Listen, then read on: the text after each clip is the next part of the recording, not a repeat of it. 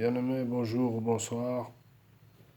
Je viens parler de Jésus-Christ une fois de plus pour, euh, pour m'édifier moi-même, pour édifier le peuple de Dieu, pour la gloire de Dieu, bien entendu.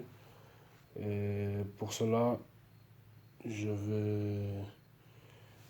Excusez-moi, c'est un peu sombre, mais écoutez simplement le son de ma voix. Si vous êtes intéressé par la vidéo, je vais parler un peu fort pour que vous entendiez bien. Et puis voilà. Euh, Dieu nous a élus en tant que chrétiens. Il, a, il nous a formés au travers de nos vies. Moi, par exemple, j'ai eu une vie assez mouvementée. Dès le début, j'ai eu des problèmes familiaux, des problèmes, des disputes diverses avec différents membres de ma famille. J'en ai encore eu récemment. Mais Dieu, au travers de ça, m'a forgé un caractère. Il m'a édifié spirituellement pour pouvoir me tailler comme un potier à la forme qu'il veut me donner. Il me taille encore. Je suis sur la voie de la repentance parce que je pêche tous les jours. Je pêche très souvent, mais je demande à Dieu de pardonner mes péchés afin que je puisse être lavé par son sang précieux et qu'il me reconduise sur la voie de l'éternité. Amen. Donc, je pêche. J'ai eu des problèmes familiaux, j'ai eu des disputes, j'ai eu des bagarres dans la rue. J'ai fait toutes sortes, les 400 coups dans mon passé, comme on dit, à Genève, la ville où je suis né. Mais Dieu m'a protégé tout au long de ce parcours et je suis là encore aujourd'hui. Il m'a permis au travers de ces différentes difficultés, à chaque fois de me relever. Il m'a accompagné, il m'a tenu par la main, il me tient encore par la main. Il envoie des anges aussi autour de moi pour me protéger. Et je le remercie, je le remercierai jamais assez pour tout ce qu'il a fait, pour tout ce qu'il fait et tout ce qu'il fera dans ma vie. Au travers de... Je le remercie déjà au travers de cette vidéo et je le remercierai encore en prière, etc. Et sachez que ceux qui vaincront recevront un petit caillou blanc, c'est écrit dans l'Apocalypse. Les chrétiens qui vaincront le combat, c'est-à-dire qui iront jusqu'au bout et qui mourront pour leur foi en Jésus-Christ, recevront un petit caillou blanc avec un nouveau nom que personne ne pourra lire sauf celui qui le reçoit. C'est écrit dans l'Apocalypse, vous pouvez vérifier, vous pouvez taper dans Google petit caillou blanc Apocalypse. Les chrétiens qui vaincront le combat de la foi recevront un petit caillou blanc que Jésus-Christ leur donnera lui-même, si je ne me trompe pas. Ils recevront un petit caillou blanc avec un nouveau nom que eux seuls, que seul le destinataire pourra lire. Amen. Donc voilà, c'est un petit détail que je trouvais assez sympa. Et donc, si nous combattons, moi je veux recevoir mon petit caillou blanc, donc je suis en train de combattre le combat de la foi. C'est dur par moments, mais je m'accroche, je prie, je lis la Bible, je lis le psaume 23, je lis Ephésiens 6, je lis Josué chapitre 1, je lis les proverbes, je lis toutes sortes de chapitres de la Bible pour pouvoir continuer à avancer dans mon combat de la foi et recevoir la bénédiction que l'Éternel m'a promise. Amen. Nous allons peut-être lire... Alors pour commencer, je vais réciter le psaume 23 pour la gloire de Dieu. Une première fois puis une seconde fois. Et ensuite nous allons aller dans Genèse si vous voulez bien. Genèse chapitre 30.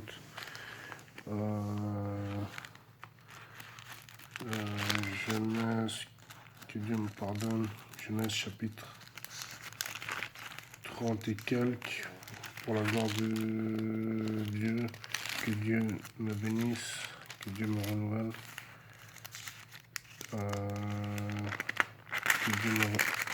Que Dieu me préserve. Genèse, peut-être nous allons lire. D'abord, je lis Psaume chapitre 23 par la grâce de Dieu. Je le récite 2 fois et ensuite nous lisons Genèse chapitre 35. Amen. Alors, je commence avec le Psaume chapitre 23. Je lis pour la gloire de Dieu. L'Éternel est mon berger, je ne manquerai de rien. il me fait reposer dans de verts pâturages, il me dirige près des eaux paisibles, il restaure mon âme, il me conduit dans les sentiers de la justice à cause de son nom. Quand je marche dans la vallée de l'ombre de la mort, je ne crains aucun mal car tu es avec moi. Ta houlette et ton bâton me rassurent. Tu dresses devant moi une table en face de mes adversaires. Tu ondules ma tête et ma coupe déborde. Oui, le bonheur et la grâce m'accompagneront tous les jours de ma vie, et j'habiterai dans la maison de l'Éternel jusqu'à la fin de mes jours. Amen. Donc je relis le psaume 23 une seconde fois pour la gloire de Dieu. Psaume chapitre 23 pour la gloire de Dieu. Je le récite par cœur. L'Éternel est mon berger. Bon, je l'ai sous la main, mais je vais essayer de le dire par cœur. Si jamais je check un peu. L'Éternel, je lis pour la gloire de Dieu le psaume 23. Je lis le psaume 23 pour la gloire de Dieu. L'Éternel est mon berger, je ne manquerai de rien. Il me fait reposer dans de verts pâturages. Il me dirige près des eaux paisibles. Il restaure mon âme. Il me conduit dans les sentiers de la justice à cause de son nom. Quand je marche dans la vallée de l'ombre de la mort, je ne crains aucun mal, car tu es avec moi. Ta houlette et ton bâton me rassurent. Tu dresses devant moi une table en face de mes adversaires. Tu ondules ma tête et ma coupe déborde. Oui, le bonheur et la grâce m'accompagneront tous les jours de ma vie, et j'habiterai dans la maison de l'Éternel jusqu'à la fin de mes jours. Amen. Donc comme je disais, la vie chrétienne, c'est pas facile, mais si je m'accroche, je peux tout par celui qui me fortifie. Philippiens chapitre 4, verset 13. Je puis tout par celui qui me fortifie. Amen. Et maintenant, nous lisons Genèse chapitre 35. Nous allons lire Genèse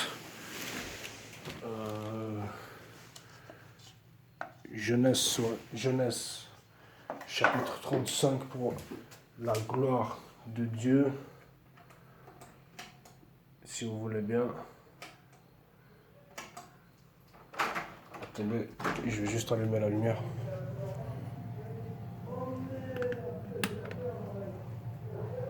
Nous allons lire Genèse chapitre... Pardon. Nous allons lire Genèse chapitre 35 pour la gloire de Dieu. Alors, que Dieu me conduise dans cette lecture. Je lis Genèse chapitre 35 pour la gloire de Dieu. Jacob à Bethel. Jacob à Bethel. Jacob à Bethel. Genèse chapitre 35, je lis pour la gloire de Dieu. Dieu dit à Jacob, lève-toi, monte à Bethel et demeure-y. Là tu dresseras un autel au Dieu qui t'apparut lorsque tu fuyais Ésaü ton frère.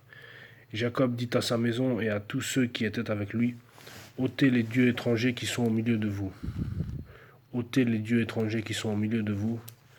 Purifiez-vous et changez de vêtements.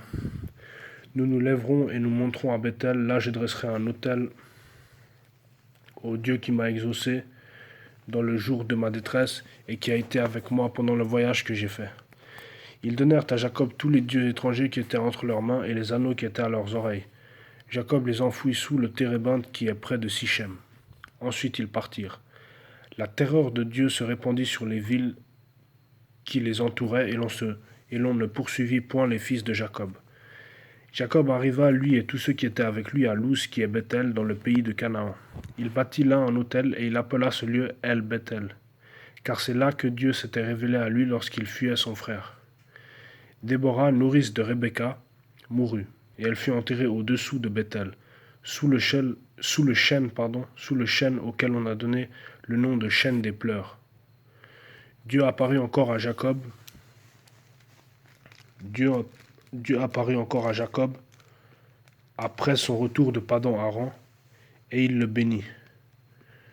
Dieu apparut encore à Jacob après son retour de Padan-Aram, et il le bénit. Dieu lui dit, ton nom est Jacob, tu ne seras plus appelé Jacob, mais ton nom sera Israël, et il lui donna le nom d'Israël. Dieu lui dit, je suis le Dieu Tout-Puissant, sois fécond et multiplie. Une nation et une multitude de nations naîtront de toi, et des rois sortiront de tes reins. Je te donnerai le pays que j'ai donné à Abraham et à Isaac, et je donnerai ce pays à ta postérité après toi. Dieu s'éleva au-dessus de lui dans le lieu où il lui avait parlé, et Jacob dressa un monument dans le lieu où Dieu lui avait parlé, un monument de pierre sur lequel il fit une libation et versa de l'huile. Jacob donna le nom de Bethel au lieu où Dieu lui avait parlé. Jacob donna le nom de Bethel au lieu où Dieu lui avait parlé. Naissance de Benjamin, mort de Rachel. Ils partirent de Bethel et il y avait encore une certaine distance jusqu'à Ephrata lorsque Rachel accoucha. Elle eut un accouchement pénible, et pendant les douleurs de l'enfantement, la sage-femme lui dit « Ne crains point, car tu as encore un fils. » Et comme elle allait rendre l'âme, car elle était mourante, elle lui donna le nom de Ben-Oni, mais le père l'appela Benjamin. Rachel mourut et elle fut enterrée sur le chemin d'Ephrata qui est Bethléem. Jacob éleva un monument sur son sépulcre. C'est le monument du sépulcre de Rachel qui existe encore aujourd'hui. Jacob retrouve son père, mort d'Isaac. Jacob retrouve son père, mort d'Isaac. Israël partit et il dressa sa tente au-delà de Migdal-Eder. Pendant qu'Israël habitait cette contrée, Rouben alla coucher avec Bila, concubine de son père, et Israël l'apprit. Les fils de Jacob étaient au nombre de 12. Fils de Léa, Rouben, premier-né de Jacob, Siméon, Lévi, Juda, Issachar et Zabulon. Fils de Rachel, Joseph et Benjamin. Fils de Bila, servante de Rachel, Dan et Nephtali. Fils de Zilpa, servante de Léa, Gad et Azer. Ce sont là les fils de Jacob qui lui naquirent à Padan-Aram. Jacob arriva auprès d'Isaac son père à Mamré à Kirjat Arba, qui est Hébron où avaient séjourné Abraham et Isaac. Les jours d'Isaac furent de 180 ans. Il expira et mourut, et il fut recueilli auprès de son peuple, âgé et rassasié de jour, et Ésaü et Jacob ses fils l'enterrèrent. Amen. Donc là on voit bien que Jacob il a beaucoup souffert dans sa vie puisque Rachel elle a été enterrée.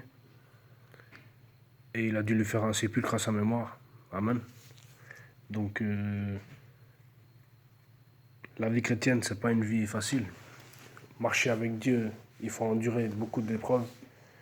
Il faut persévérer. Il faut croire, il faut persévérer, il faut garder courage, être fort et courageux. Comme j'ai écrit là sur mon... Comme sur ce t-shirt. Be strong and courageous, comme dans Josué chapitre 1 que nous avons déjà lu. Josué chapitre 1, verset 9. Be strong and courageous. Sois fort et courageux. Sois fort et courageux en anglais. Et donc voilà, il faut être fort et courageux parce que les épreuves que la vie nous attend dans la marche chrétienne, pour ceux qui veulent marcher avec le Seigneur Jésus-Christ, il y a beaucoup d'épreuves, donc il faut persévérer. Et il ne faut pas se décourager, il faut garder la foi en Jésus-Christ, le pain de vie. C'est lui qui est le pain de vie, c'est le seul vrai Dieu, c'est le seul chemin pour le paradis. Et donc,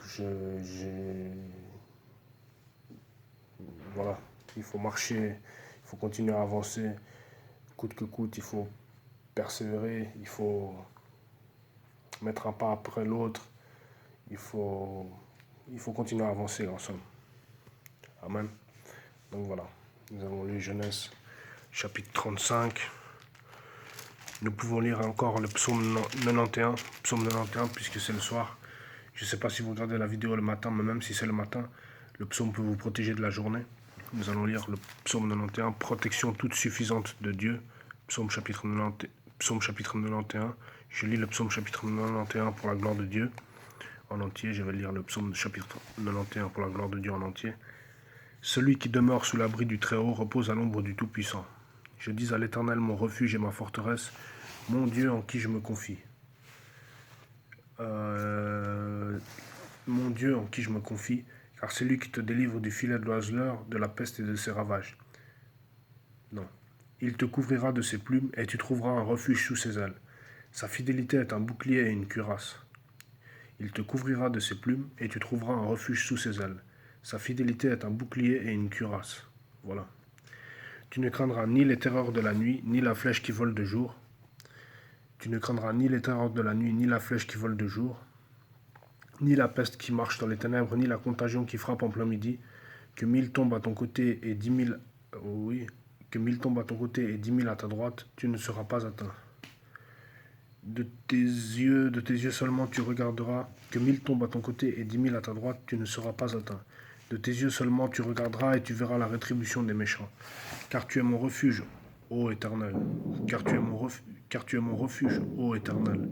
Tu fais du très haut ta retraite, car tu es mon refuge, ô Éternel. J'écoute. Tu fais du très haut ta retraite. J'écoute. Aucun malheur ne t'arrivera, aucun fléau n'approchera de ta tente, car il ordonnera à ses anges de te garder dans toutes tes voies. Ils te porteront sur les mains, de peur que ton pied ne heurte contre une pierre. Tu marcheras, ils te porteront sur les mains, verset 12, ils te porteront sur les mains, verset 12, ils te porteront sur les mains, de peur que ton pied ne heurte contre une pierre. Tu marcheras sur le lion et sur l'aspic, tu fouleras le lionceau et le dragon. Puisqu'il m'aime, je le délivrerai, je le protégerai, puisqu'il connaît mon nom. Il m'invoquera et je lui répondrai. Je serai avec lui dans la détresse, je le délivrerai et je le glorifierai. Je le rassasierai de longs jours et je lui ferai voir mon salut. Amen. Ça, c'est Dieu qui parle à son Fils, quel qu'il soit. Si quelqu'un a accepté le Seigneur, Jésus-Christ comme son Seigneur et Sauveur personnel, le psaume 91, c'est pour vous, c'est pour toi mon frère, c'est pour toi mon frère, c'est pour toi ma sœur. Si tu as accepté le Seigneur Jésus-Christ comme Seigneur et Sauveur personnel, le psaume 91 est pour toi. C'est un psaume de protection, il te protégera le jour, il te protégera la nuit. Donc j'espère que tu as bien écouté, j'espère que tu as une Bible et que tu peux le lire dès à présent. C'est un psaume très puissant, un psaume de protection. Et il est pour les enfants de Dieu, il est pour nous, il est pour vous. Amen. Que Dieu soit béni, que Dieu soit glorifié. La vidéo va bientôt couper. J'ai dit à peu près tout ce que je devais dire. Et voilà, que Dieu nous protège, que Dieu nous bénisse, que Dieu soit élevé, que Dieu soit exalté, qu'il nous couvre sous ses plumes. Et je vous dis à la prochaine. Ciao.